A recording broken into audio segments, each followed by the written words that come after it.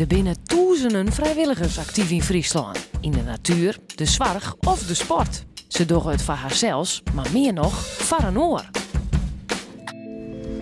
Wat hebben we allemaal nodig? Heb je alles bij je? Wat bij me, ik heb hier een lijstje en dat soort dingen.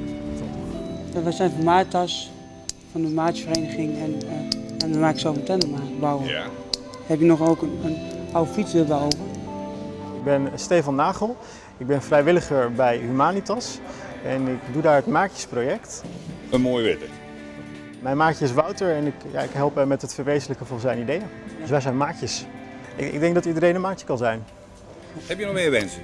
Er is denk ik altijd wel iemand die wat aan jou kan hebben. Het is soms even zoeken tot je een goede match hebt met een maatje. Misschien weet je van tevoren wel niet wat precies het maatje is wat goed bij je past, maar dan moet je dan achter komen en daar helpt Humanitas je ook goed bij. We hebben de verlichting geregeld, we hebben de deurbel en de voorlamp. We gaan er altijd vanuit dat het lukt. En dan zien we wel hoe ver we komen. Want zo'n zonnepanelen op de fiets, dat willen we wel heel graag. Maar soms lukt het ook zelf ook niet. Nou Wouter, de buiten is binnen jongen. Wat heb je nodig? Een fietsketting. Ik zal even voor je kijken. Oké, er zin in juist. Daar zijn we al een tijdje mee bezig, hè? Hoe lang zijn we er al mee bezig? Heel lang. Ja. Ja. Maar nu hebben we echt de spullen die we nodig hebben, Ja. dus nu kunnen we ook echt beginnen met het maken. Je kunt het echt in elkaar zetten. Het is wat vet. Helemaal nieuw. Zoek van meer informatie over een oor op uw Facebook-site.